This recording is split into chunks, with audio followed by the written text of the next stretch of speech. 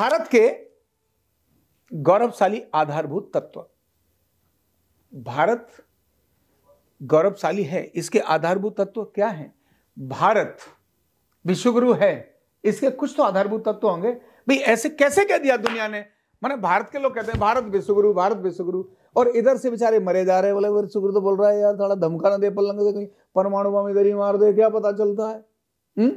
और उसने जाके कर्जा मांग लिया, तो अंदर से तो कह रहे हैं भैया हम तो विश्वगुरु हैं, लेकिन मांग रहे हैं कि मांग न ले पलंग से, भैया तो इतना पैसा हमको दे दे। ऐसे ही तो है। विश्वगुरु कहने से पहले मैं आपको ही पूछता हूं, भारत विश्वगुरु है ये कहते ही आपके मन में गर्व आता है? बोले यार सब ये शब्द है। आज के विद्यार्थियों को पूछो तो क्या बोलेंगे विद्यार्थी? ये विश्वगुरु विश्वगुरु शब्द है, सोने की चिड़िया। यार पता है यार, हमारे घर में तो एल्यूमिनियम के बर्तनों में तो रोटी बनाते हैं हम, प्लास्टिक के बर्तनों में तो हम खाते हैं। इतनी भयंकर हालत है, कीचड़ विचड़ भरी रहती है, पड़ोस से सारा गंदा है, और पड़ोस वाला देखो कुछ कूड़ा मारता रहता है, और देखो वहां सारे हिंदू मुसलमान लड़ाई होती रहती है, और उधर लड़ाई होती रहती है, और उधर देखो एक अभी मैं बाहर गया ना विदेश, तो वहां समझ में आया बाहर विदेश के बच्चे भारत आना नहीं चाहते। कहते बाबा वहां नहीं जाना, क्यों? बड़ी लड़ाई होती है, वहां तो जीने नहीं देती, वहां तो ऐसा है, वहां तो वैसा है। ये देखने के बाद विश्वगुरु भारत की बात करो, कल्पना करो, ये भारत क्या है जी? सोने की चिड़िया। क्या है भारत? सोने की चिड़िया। सुबह से लेकर शाम तक मेहनत करते हैं, पसीना सारा निकल जाता है, फिर भी तो पैसा मिलता नहीं, बेरोजगारों की लाइन लगी पड़ी है, भुखमरी की लाइन लगी पड़ी है, विश्वगुरु भारत की बात करते हो। सत्य तो यही है ना भाई। भुखमरे एक आदमी को भूख लगी पड़ी हो तो कहता भाई तू तो गुरु है। बोले भाई साहब पहले रोटी दे दो, बाद में गुरु बोलना। मुझे क्या करना? बाद में गुरु बोलना, पहले रोटी तो दे दो, पहले मेरी गरीबी तो ठीक कर दो। खाना तो है नहीं, विश्वगुरु बोल दिया आपने। अरे गुरु को पास तो ध्यान रखना, आज के बच्चे को यही पता है, न केवल भारत के, अबे तो दुनिया के बच्चे को सिर्फ यही पता है कि भारत मतलब इतने हजार करोड़ अरब डॉलर का कर्जदार, भारत मतलब जिसका सबसे कमजोर पैसा, पाकिस्तान का वैसे सबसे कमजोर है, लेकिन तो भी पाकिस्तान और भारत तो एक ही बात है। पाकिस्तान, भारत और बांग्लादेश सब तो एक ही, ये सब भारत ही तो है। तो भारत के टुकड़े टुकड़े कर कर आके तो कर रखे हैं, ये सब खत्म होने वाला है। ये टुकड़े टुकड़े जो थे ना सब खत्म होने वाला है, और ज्यादा लंबा समय चलने वाला नहीं है। कारण जो मैं आगे बोल रहा हूं, विश्वगुरु के आधारभूत तत्व क्या है, जब ये समझ में आएगी तो अपने आप ही चीजें दिमाग फाड़कर बाहर निकल आएंगी, और बालक को लगेगा अरे यार किसने बोला हम, मतलब जेब में भरा रखा हुआ है उसके हीरा, क्या पड़ा हुआ है? हीरा, और कह रहा भाई साहब आज रोटी नहीं मिली, 3 दिन हो गए भूखे मरे हुए, क्यों? रोटी नहीं मिली। अरे भाई हीरा तेरी जेब में रखा है, और चाट लू हीरे को, कहते चाट लू हीरे को, बालक ये बोलता है। तो इसको कहता है ना, हीरे का उपयोग क्या करना, चाटना नहीं है।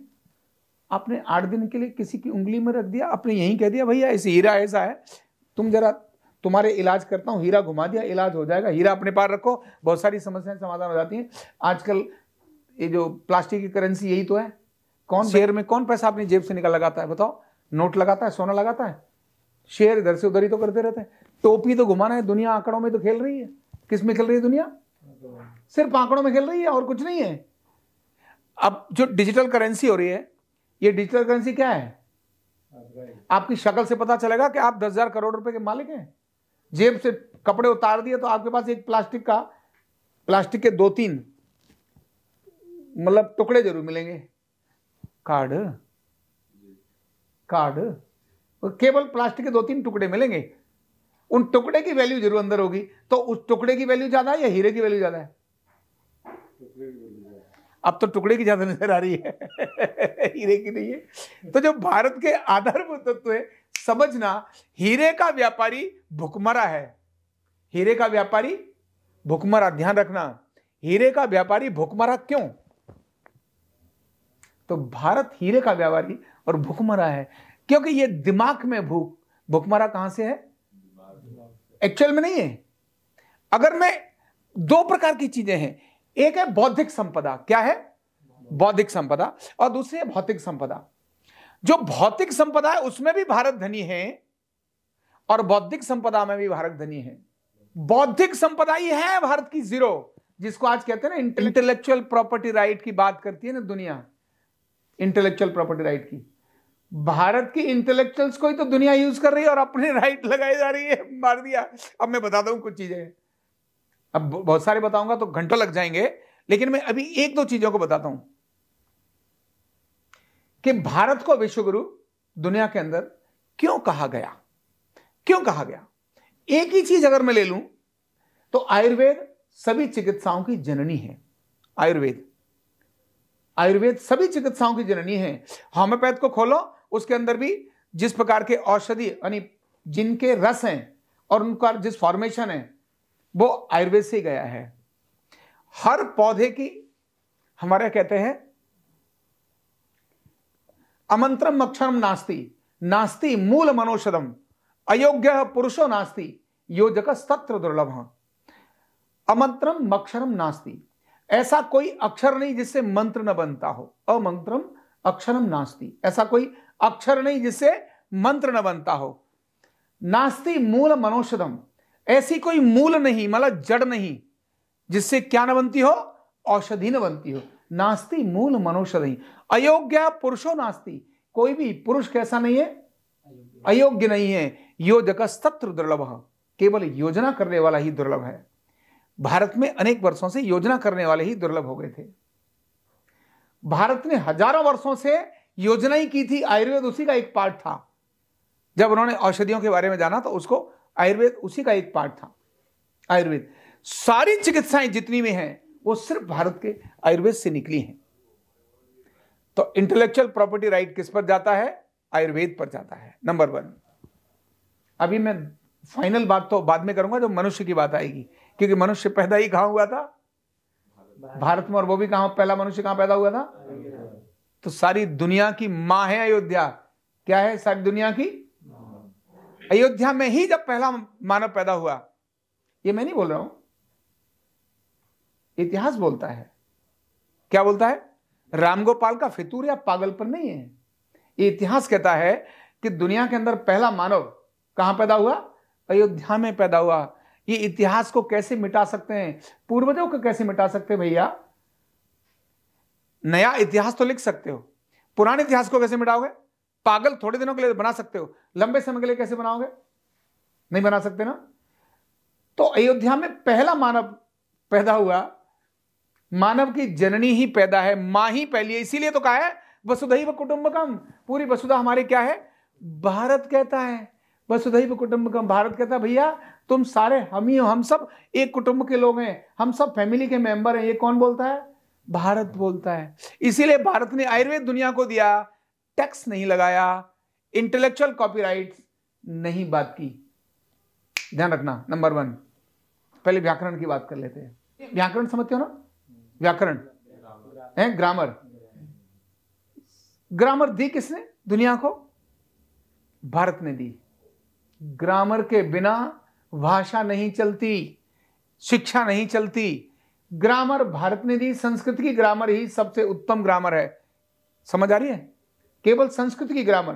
तो अभी एक ही बात कर लें भैया, संस्कृत की ग्रामर सबसे बड़ी होती है। तुमने ग्रामर जो ली है वो संस्कृत से लिए है, उधारी निपटाओ। तो विश्वगुरु का आधार भारत ने व्याकरण दिया दुनिया को, इसीलिए भारत विश्वगुरु है, क्योंकि भारत ने दुनिया को व्याकरण दिया। कर लेते हैं गणित की बात। अब गणित में भी जिसको ज्यामिति बोलते हैं, ज्योमेट्री मैथमेटिक्स का एक पार्ट है। मैथमेटिक्स का दुनिया के अंदर गुरुत्वाकर्षण कुछ होता है, मैग्नेटिक फोर्स कुछ होता है, गुरुत्वाकर्षण। इसका अनुसंधान किसने किया, भारत ने किया। कुछ लिटरेरी लोगों ने कब्जा करके उस पर अपना नाम लगा दिया, हमने गुरुत्वाकर्षण का जो सिद्धांत उसने दिया, झूठ बोलते हैं। भारत जब पैदा हुए नहीं थे तब गुरुत्वाकर्षण भारत ने दे दिया। तो गुरुत्वाकर्षण का सिद्धांत भारत ने दिया, आर्किमिडीज ने नहीं दिया। ये कहने की जरूरत है। अभी तो झूठ बोलने पर भी टैक्स लगाने की आवश्यकता है कि तुम लोगों ने इतने समय तक भारत को पागल क्यों बना के रखा। जो चीज भारत ने दी तुम अपनी बना के रखते हो, क्या मतलब बनता है। सत्य तो सत्य है ना, अब सत्य को कहने में दिक्कत क्या है। तो गणित भारत ने दिया, 0 से लेकर के 9 तक की संख्या भारत ने दी दुनिया को, 0 दशमलव भारत ने दिया, पाई जो फॉर्मूले के अंदर यूज होती है कितना होता है 22/7। ये भारत ने दी है, कैलकुलेशंस भारत ने दिए, दुनिया को भारत ने दिए, भारत से दुनिया ने कैलकुलेशन सीखा है, इसीलिए भारत विश्व गुरु है। अभी एक बात नहीं बोल रहा हूं और बहुत सारी बात। ब्रह्मज्ञानी अगर कहीं दुनिया में लोग हुए हैं तो वो कहां पर हुए हैं? ब्रह्म। ब्रह्म मतलब क्या? ये जो 108 की संख्या आप गिनते हैं ना मंत्रमाला में, दुनिया 108 की संख्या ऐसे ऐसे करती है। ब्रह्म को अगर अल्फाबेटिकली लिखने के बाद, अ से ज्ञ तक लिखने के बाद उनके नंबर तय कर दिए जाएं तो उन सभी नंबरों का, अक्षरों के नंबरों का टोटल वो कितना होता है? 108। और इसी प्रकार से सीताराम के भी अक्षरों को खोला जाए और उनका नंबर डाला जाए तो उनका भी टोटल कितना बनता है? 108, 108 बनता है। इसीलिए राम और ब्रह्म एक ही हैं। ये ज्ञान हमारे ऋषियों ने दिया। जो दुनिया में सारी रिसर्च की चीजों को देने वाली ऐसी भारत जो है दुनिया की जननी है, ऋषियों की जननी है भारत। इसीलिए भारत विश्वगुरु है। केवल इसीलिए नहीं, क्योंकि ऐसे ऋषि पैदा हुए हैं। संगीत की बात करें तो भगवान शिव, भगवान कृष्ण ने एक बार मुरली बजाई तो गोपियां तो दौड़ी दौड़ी आई, गायें भी दौड़कर आने लगी, पशु पक्षी भी आने लगे, पेड़ पौधों ने हिलना बंद कर दिया। ये भारत में कृष्ण का ही संगीत था। और चलो, कृष्ण तो एक पुरानी बात हो गई जिनके बारे में स्मरण नहीं होगा, लेकिन उनके बाद चलो हम कहते हैं हम वो तो भगवान थे, इसलिए भगवान शिव तो भगवान थे। जब भगवान शिव तांडव करते हैं उस समय पर भूचाल आने लगते हैं, धरती हिलने लगती है। तांडव क्या है? तांडव क्या है? संगीत ही तो है। युद्ध के अंदर रणभेरी जब बजती है तो खून खौलने लगता है, और उसी समय पर जब किसी की डेथ हो जाए तो संगीत अलग प्रकार का बजाया जाता है।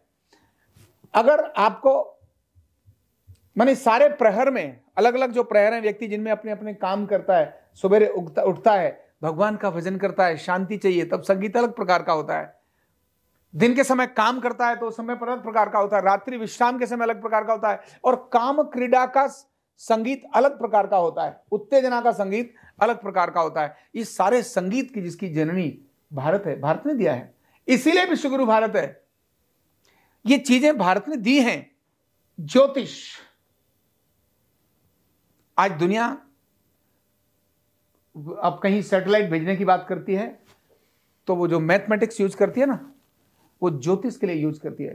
यानी ग्रहों का स्थान क्या है, ग्रहों का रेडिएशन क्या है, ग्रहों का रेडिएशन क्या है, और उन रेडिएशन का धरती पर प्रभाव क्या है, और धरती पर भी मनुष्य पर प्रभाव क्या है, पौधे पर प्रभाव क्या है, रंगों पर प्रभाव क्या है, इसकी डिटेल जानकारी अगर किसी को दुनिया में दी है तो भारत ने दी है। भारत इसीलिए विश्वगुरु है।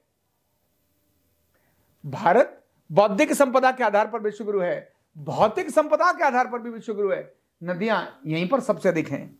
सरस्वती का उद्गम यहीं हुआ, गंगा का उद्गम यहीं हुआ, कावेरी का उद्गम यहीं हुआ, यमुना का उद्गम यहीं हुआ, ब्रह्मपुत्र का उद्गम यहीं हुआ। ये सब नदियां पानी बहने वाली नहीं है, इनकी दिव्यता अपने आप में अलग है।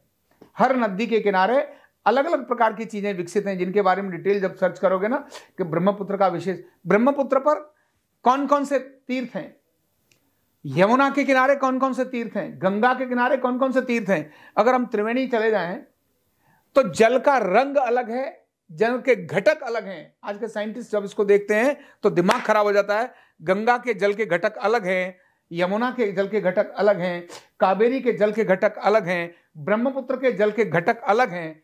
सभी के जल के घटक अलग हैं, सबका रंग अलग है, सबका प्रभाव अलग है। इसीलिए जब मंत्र बोलते हैं ना, पानी तो पानी है, नहाते समय मंत्र बोलते हैं, गंगे च यमुने चैव गोदावरी सरस्वती नर्मदे सिंधु कावेरी जलस्मिने सन्निधि कुरु। गंगा च यमुना चैव गोदावरी सरस्वती नर्मदे सिंधु कावेरी जल अस्मिने सन्निधि कुरु। इस जल में आप प्रवेश हो जाओ। अभी अभी अयोध्या में जिस समय पर वहां पूजन का विषय था तो कितनी सब नदियों का, कितने समुद्रों का जल वहां लाया गया। तो जल का अपने आप में महत्व है।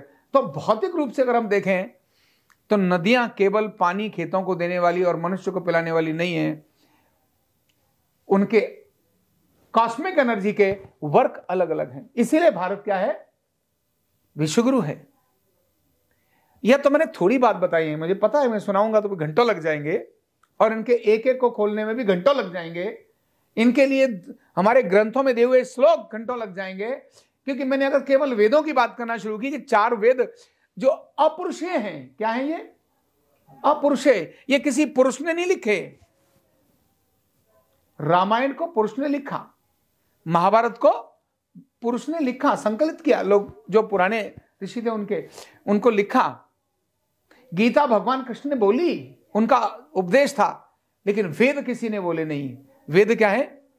अपुरुषेय हैं, किसी पुरुष ने नहीं बनाए। और जो भी मनुष्य जीवन के लिए आवश्यक है वो सब कहां पर है? वेदों में है। जो भी प्राणी मात्र के लिए आवश्यक है वो सब कहां है? वेदों में है। एक दूसरे से आपस में संबंध और उनका कैसे संपर्क स्थापित करना है, ये सब कहां पर है? वेदों में है। मतलब भाषा ही नहीं, पौधे की भाषा क्या है, ग्रह की भाषा क्या है, अगर इसको जानकर उससे संवाद कैसे स्थापित किया जाए, अगर ये कोई एक चीज कहीं है तो वो कहां पर है? वेदों में है। इसीलिए भारत विश्वगुरु है। भारत ऐसे ही विश्वगुरु नहीं है। भारत के विश्वगुरु होने के पीछे सैकड़ों चीजें हैं जिसके कारण दुनिया के अंदर भारत विश्वगुरु है। बस हम भारत के लोगों को यही जानना है कि भैया हम विश्वगुरु नहीं है, हमारे पास बौद्धिक संपदा भी है और हमारी भौतिक संपदा भी है। अरे थोड़े दिन का भ्रमजाल था जो क्या हो गया? खत्म हो गया। थोड़े दिन का भ्रमजाल क्या हो गया? खत्म हो गया। ये क्यों भ्रमजाल था? क्योंकि उस समय पर देश का राजा, उसकी राजधानी, उसका विध्वंस हो गया था। उसके कारण भारत ने प्रभाव देखा। भारत अपनी 40 हीरे का व्यापारी भूखा मर रहा है। हीरे का व्यापारी भूखा मर रहा है। ये भारत ने देखा 500 वर्षों के कारण, क्योंकि राम अयोध्या में नहीं थे। राम को 12 वर्ष जब वनवास गए तो भारत तब अयोध्या रुक गई थी।